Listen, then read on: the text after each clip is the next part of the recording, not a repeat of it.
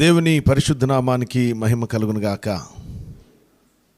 మీ అందరికీ హృదయపూర్వకంగా వందనాలు తెలియజేస్తూ ఉన్నాను.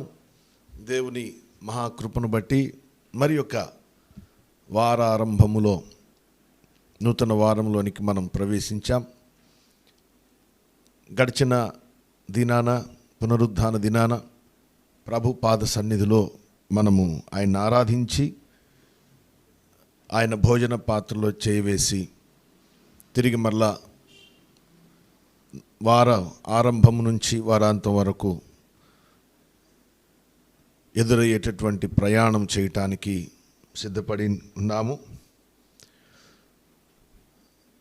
మన అనుదిన వాక్యాహారము అనే ఈ ఆధ్యాత్మిక కార్యక్రమంలో గడిచిన దినముల నుంచి మనం క్రమముగా పాలు పొందుతూ ఉన్నాం.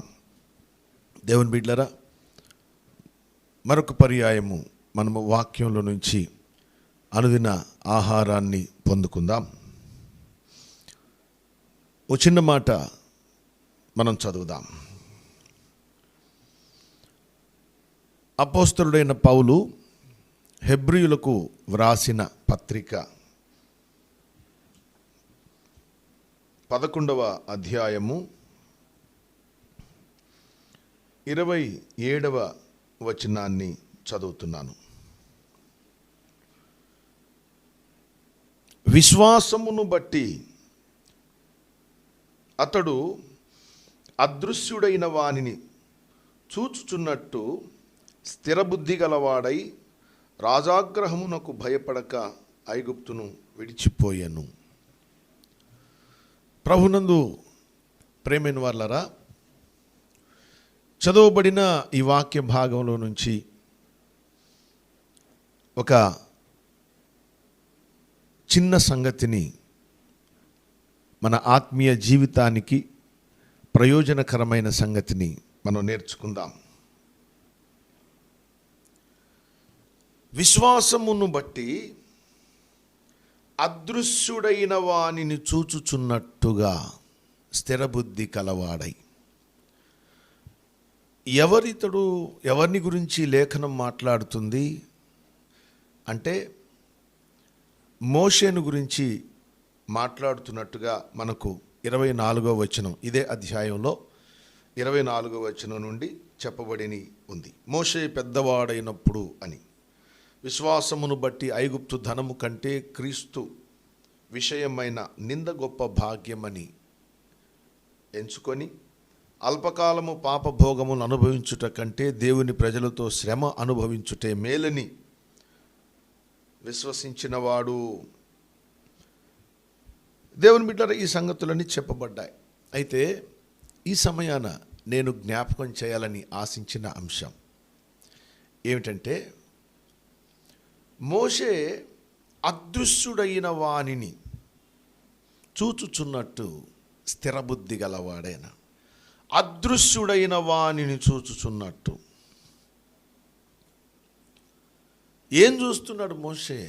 అదృశ్యుడైన వారిని చూస్తున్నాడు. దేంతో చూస్తున్నాడు? ఎలా చూస్తున్నాడు అదృశ్యుడైన వారిని? అదృశ్యము అనే మాట మనకు, దృశ్యము అంటే కనిపించేది, అదృశ్యము అంటే కనిపించనిది. అదృశ్యుడు అంటే కనిపించని వాడు. అదృశ్యుడు, ఈ అదృశ్యుడైన వానిని చూచుచున్నట్టు స్థిరబుద్ధి గలవాడై అన్నాడు. దేవుని బిడ్డలారా, అది ఒక సంగతి. మోషే అదృశ్యుడైన వాణ్ణి చూచేటటువంటి ఒక కన్ను ఉంది. దృశ్యమైనవి ఇదిగో ఈ కంటితో చూస్తాం, కానీ అదృశ్యమైన సంగతులు ఉన్నాయి, విశ్వాస సంబంధమైన సంగతులు ఉన్నాయి, లోతైన ప్రత్యక్షతలతో కూడిన సంగతులు ఉన్నాయి. నిరీక్షింపబడుచున్న వాటి యొక్క నిజ స్వరూపమును చూచేటటువంటి ఆ కన్ను ఉంది. దేవుని బిడ్డలారా, ఆ కన్ను మోషేకుంది. ఇంకొక మాట చెప్తాను. ఆ పై వచనంలో చూడండి, ఆఖరి పంక్తిలో అతడు ప్రతిఫలముగా కలుగబోవు బహుమానమందు దృష్టి ఉంచెను. బహుమానం మీద దృష్టి పెట్టాడట. ప్రతిఫలముగా కలుగబోవు బహుమానము మీద దృష్టి పెట్టాడు. ఈ మాట సంఘంలో ఎన్ని మార్లు మీరు వినలేదు? క్రీస్తు న్యాయపీఠం దగ్గర మనకు బహుమానం కలుగుతుంది, క్రీస్తు న్యాయపీఠం దగ్గర సంఘం తీర్పును ఎదుర్కోవలసి ఉంది అనే మాట ఎన్ని మార్లు మనం వినలేదు? అయినా ఇన్నిసార్లు చెప్పబడినా కానీ అసలు దాన్ని చూద్దామన్న కన్నే లేదు. ఏదో పాదిరి గారికి పని లేక చెప్పుకుంటున్నాడులే, లేకపోతే సేవకులు అటు చెప్తారులే అని అనుకుంటున్నారా? దేవుని బిడ్డరా, ఆలోచన చేయండి. ఆ బహుమానం మీద నీకు దృష్టి లేదు. ఆ బహుమానం మీద దృష్టే గనక ఉంటే అప్పుడు నీ ప్రవర్తన చాలా భిన్నంగా ఉంటుంది, వాక్యానికి అనుకూలంగా ఉంటుంది. ఆ బహుమానం గురించిన ధ్యాస ఏది? లోకపరమైన బహుమానాలు సంపాదించడానికి, లోకపరమైనటువంటి ఘనతను, లోకపరమైన ప్రశంసను, ప్రజలలో మెప్పు, వీటి కొరకు వీటి మీద దృష్టి ఉంది, వీటిని సంపాదించాలన్న దృష్టి ఉంది. న్యాయపీఠం దగ్గర బడా నమ్మకమైన దాసురాలని పినిపించుకోవాలి, ఆ బహుమానం పొందుకోవాలి, ఆ బహుమానాన్ని నేను కలిగి ఉండాలి అనేటటువంటి దృష్టి ఏది? దేవుని బిడ్డలారా, ఆ దృష్టి కలిగిన వారు విశ్వాస జీవితాన్ని నిర్లక్ష్యం చెయ్యరు. ఇదే గుర్తు. బహుమానం మీద దృష్టి నిలిపిన వారు, ప్రతిఫలముగా కలగబోవు బహుమానమునందు దృష్టి నిలిపినటువంటి వారు ఎవరైనా సరే వారు ఆత్మీయ జీవితాన్ని నిర్లక్ష్యపరుచుకోరు. ఆత్మ సంబంధమైన విషయాల పట్ల ఆసక్తి కలిగి ఉంటారు. దేవుడు చేసేటటువంటి ఆ బోధ, కలుగ చేసేటటువంటి బోధ, సంఘంలో కలిగే బోధ, దానికి చెవిస్తారు. ఇదే గుర్తు. ఎందుకు అంటే బహుమానం మీద దృష్టి నిలిపారు. అసలు ఆ దృష్టి ఏది? ఆ దృష్టి నీకు ఉంటే నువ్వు అదృశ్యుడైన వాడిని చూచేటటువంటి కన్ను కలిగినట్టు. దాని మీద నీకు దృష్టి లేదు. బాహ్య సంబంధమైనటువంటి ఘనతలకు, బాహ్య సంబంధమైన పొగడ్తలు, మనుషుల ద్వారా కలిగే పొగడ్త, అది కావాలి నీకు. దేవుని బిడ్డలారా, ఎన్నిసార్లు వాక్యం చెప్పినా, ఎన్నిసార్లు వాక్యంలో ఈ అంశం వచ్చినా మనము దేవుని న్యాయపీఠం దగ్గర బహుమానం పొందుతాము, జాగ్రత్త పడండి అంటే ఆ బహుమానం మీద దృష్టి లేదు, జాగ్రత్త లేదు, ఆత్మీయ జీవితం పట్ల భద్రత లేదు, ఆత్మ సంబంధమైన విషయాల పట్ల ఆసక్తి లేదు. ఎందుకు అంటే ఒక సంగతి చెప్తాను, అసలు ఆ కన్ను లేదు నీకు. విశ్వాసము అనేటటువంటి జ్ఞానేంద్రియము లేదు. అందుచేత నీవు ఈ బహుమానం మీద నీకు దృష్టి లేదు. మనం లెక్క చెప్పాలి అనే సంగతి తెలిసి కూడా, లెక్క చెప్పాలి అనే విషయం తెలిసి కూడా దానికి అనుగుణంగా మన ప్రవర్తన మార్చుకోము. భయం లేదు, భయపడటం లేదు. ఈ ఉదయకాలం లేచిన వెంటనే ప్రార్థన చేశారా? ప్రార్థన చేసుకున్నారా?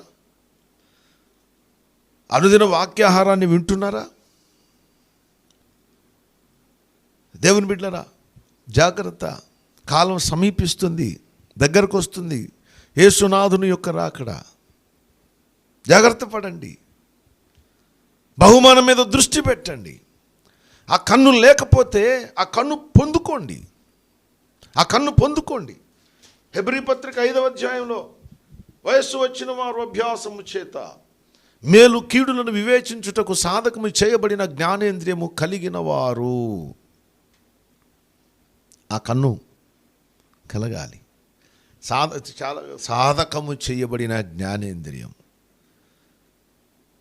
ఎన్నిసార్లు బోధలో విన్నా నీకు దాని మీద మనసు ఉండటం వల్ల, లోకపరమైన వాటి మీద మనసున్నట్టు, లోక సంబంధమైన వాటి పట్ల దృష్టి ఉన్నట్టు, దీని మీద నీకు దృష్టి లేకపోవడానికి కారణం ఏంటో తెలుసా? అసలు నీకు ఆ కన్నే లేదు, ఆ కన్ను లేదు. అందుచేత నీకు బలమైన ఆహారం కూడా లేదు. ఆత్మీయ జీవితంలో బలమైన ఆహారం భుజించే కన్ను, బలమైన ఆహారాన్ని భుజించే సామర్థ్యము, సాధకము చేయబడిన జ్ఞానేంద్రియం కలిగిన వారు, వారికి బలమైన ఆహారం అన్నాడు కదా.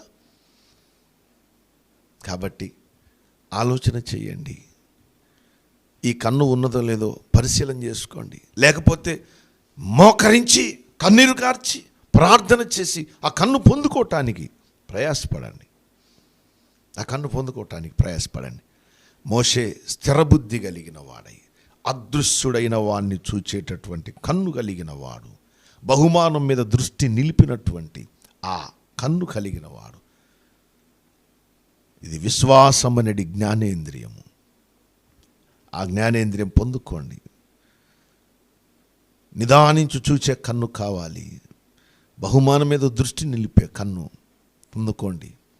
దేవుని బిడ్డరా, ఈ ఉదయకాలం ప్రభు పాద సన్నిధిలో ప్రభువును స్తుతిస్తూ దినచర్యలు ఏది ప్రారంభించినా ప్రభువును స్తుతిస్తూ ప్రారంభించండి. ప్రభు మిమ్మల్ని దీవించునుగాక. ఆమెన్. ప్రార్థన చేసుకుందాం. దయగలిగిన మా తండ్రి, మీకే స్తోత్రం చెల్లిస్తున్నాం. ఈ ఉదయకాలాన మీరు అనుగ్రహించిన వాక్యం కొరకు మీకు స్తోత్రం చెల్లిస్తున్నాను.